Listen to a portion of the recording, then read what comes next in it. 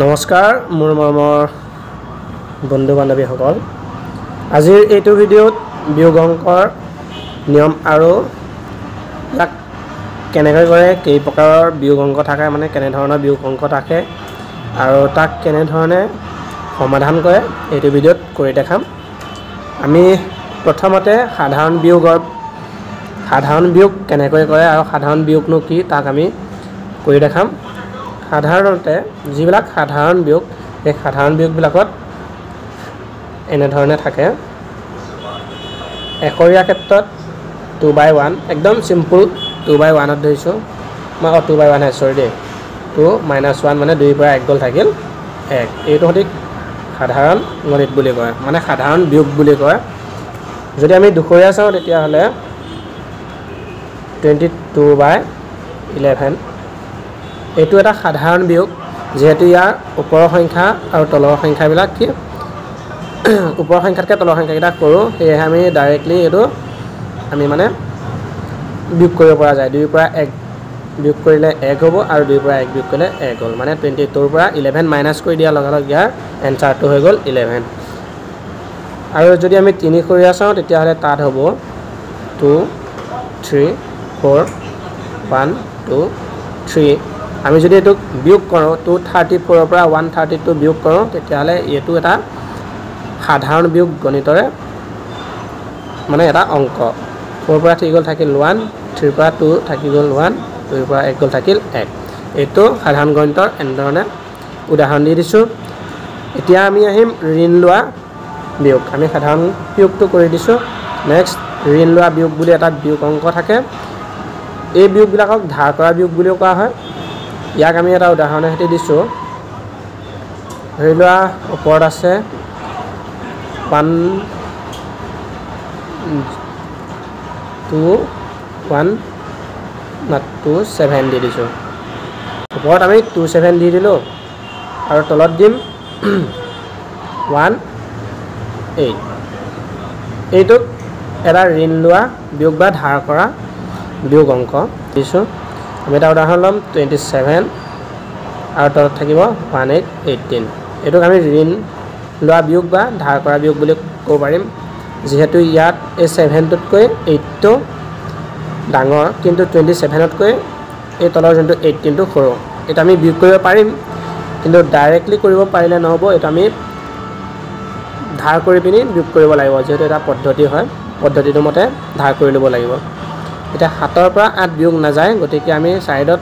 2 আছে 2 ৰ পৰা ইয়ালে 1 ধাৰ কৰি আমি 7 ৰ আগত বহাই 17 কৰি ললো মানে 17 কৰি ললো এটা 17 ৰ পৰা 8 গলে থাকিল কিমান 9 গতিকে আমি 9 দি দিলো আৰু এটো 1 থাকি গল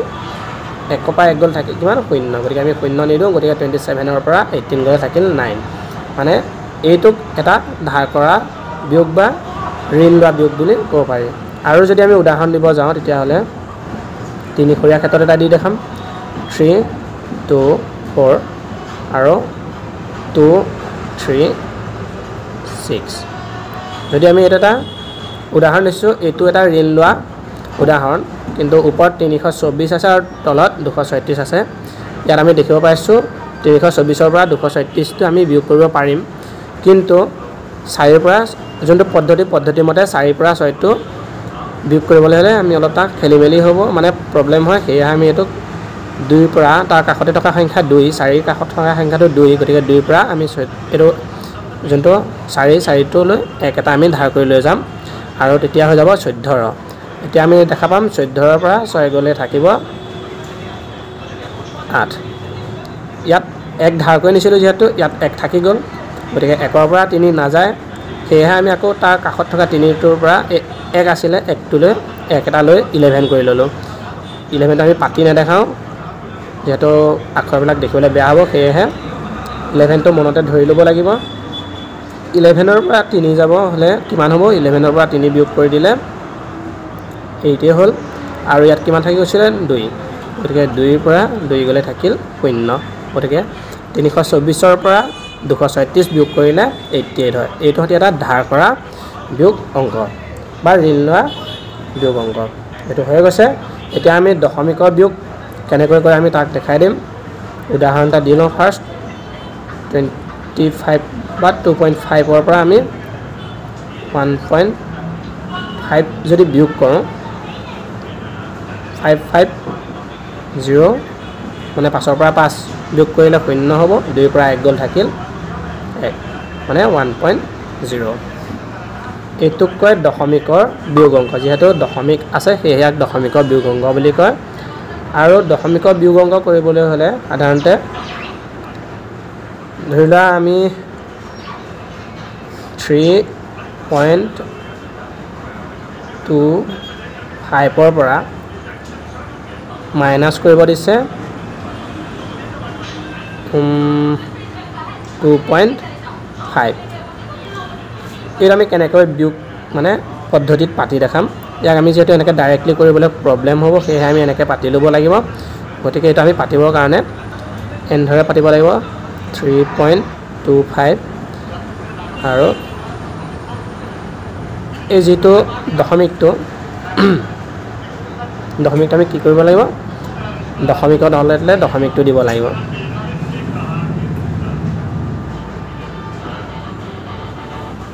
এবাৰ হৈ যাব কিমান 5 পৰা 0 গ'ল থাকিল 5 2 পৰা 5 নাযায় গতিকে এটা আমি ধাৰ কৰিব লাগিব এতিয়া আমি ইয়াত দেখিলো 5 পৰা 0 গ'লে মানে বিয়োগ কৰিলে 5 হয় আৰু যেহেতু এটো 2 আছে গতিকে 2 পৰা 5 বিয়োগ নাযায় সেয়েহে আমি এই 3 পৰা 2 টোলৈ একটা বিয়োগ মানে ধাৰ কৰি ল'ব লাগিব যেহেতু দশমিকৰ বিয়োগ কিন্তু ইয়াত যোনটো ঋণ লোৱা বিয়োগ তাৰো প্ৰয়োগ হৈছে গতিকে বিয়োগেই হয় গতিকে 3 পৰা 2 লৈ একটা আমি ধাৰ কৰি লৈ গৈছো 12 হৈ গ'ল আৰু 12 পৰা 5 গ'লে কিমান হয় 7 হয় এটো পইণ্ট আছিলে আৰু এটো 2 হৈ গ'ল 2 পৰা 2 গ'ল লাগিল কিমান 0 গতিকে ইয়াৰ এনসাৰটো হৈ গ'ল 0.75 3.25 পৰা 2.50 বিয়োগ কৰিলে কিমান হয় 0.75 ইয়াৰ আছে দশমিক বিয়োগৰ উদাহৰণ আৰু কেনেকৈ আমি দেখাই দিলো ইয়াত কি কয় যদি দশমিকটো মিলাব লগা হয় তেতিয়াহ'লে তাত আমি 0 এড কৰি পিনি মিলাব লাগিব হয় লেফট সাইড নহয় ৰাইট সাইড যিকোনো এটা সাইডত 0 এড কৰি পিনি আমি দশমিক গিটা মিলাই ল'ব লাগে তাৰ পাছত তাক আমি সলভ কৰিব লাগে এটা আহিলে সময় বিয়োগ এইটো এটা বিয়োগ অংকৰ পদ্ধতি বা প্ৰক্ৰিয়া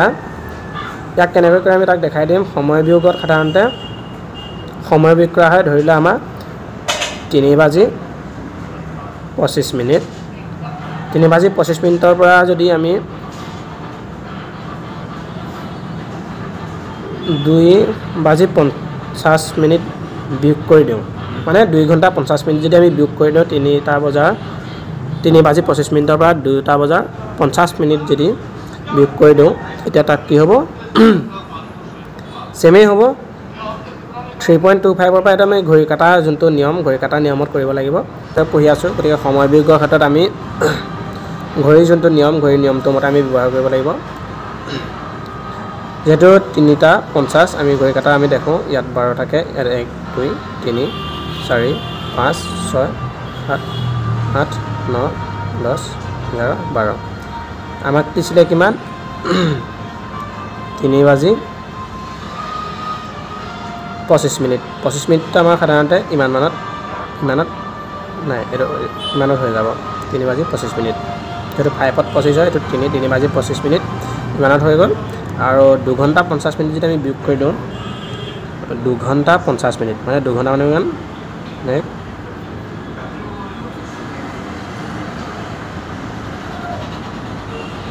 3টাৰ পৰা যদি আমি 2 ঘণ্টা বিয়োগ কৰি দিওঁ কিমান হ'ব 3 কোনটো আছিলে 1 2 3 সৰি 3 ইয়াত আছিলে আমি 2 ঘণ্টা বিয়োগ কৰি দিয়া মানে 1 ঘণ্টা বিয়োগ কৰিলে আমি 2টা বজাত পৰি যাব আৰু 2 ঘণ্টা বিয়োগ কৰিলে 1টা বজাত পৰি যাব আৰু যদি 50 মিনিট বিয়োগ কৰি দিওঁ কিমান হ'ব মানে কিমানত পৰি যাব কিমান হ'ব 12:10 মিনিটত পৰি যাব মানে ইয়াৰ যোনটো এনসাৰটো হ'ব 12:10 মিনিট এতিয়া আমি আহিম ঋণাত্মক সংখ্যাৰ বিয়োগ এই বিয়োগত কেন ধৰণে কৰে আৰু ইয়াৰ এটা উদাহৰণ আমি দি দিম উদাহৰণটো হৈছে কি ধৰি লোৱা এটা সংখ্যা -5 আৰু আনটো সংখ্যা -3 এই সংখ্যা দুটা যদি আমি বিয়োগ কৰিব লগা হয় তেতিয়াহ'লে এইটোক আমি কি কৰিব লাগিব ঋণাত্মক সংখ্যাৰ বিয়োগ অংক বুলি ক'ব পাৰিম যেহেতু ইয়াত সংখ্যাবিলাক কি হৈছে ঋণাত্মক আছে গতিকে এইবিলাককে ঋণাত্মক সংখ্যাৰ বিয়োগ বুলি ক'ব যদি আমি -5 আৰু এইটো কি কৈছিলোঁ -3 এইটো বিয়োগ কৰিব লাগে এইটো বিয়োগ কৰাৰ ক্ষেত্ৰত আমি কি কৰিব লাগিব যেহেতু এডাল মাইনাছ আৰু এডালো মাইনাছ দুইডাল মাইনাছ আছে গতিকে আমি মাইনাছে মাইনাছে কি হৈ যাব প্লাছ হৈ যাব যেহেতু কৈছিলোঁ আমি কি মাইনাছে মাইনাছে প্লাছ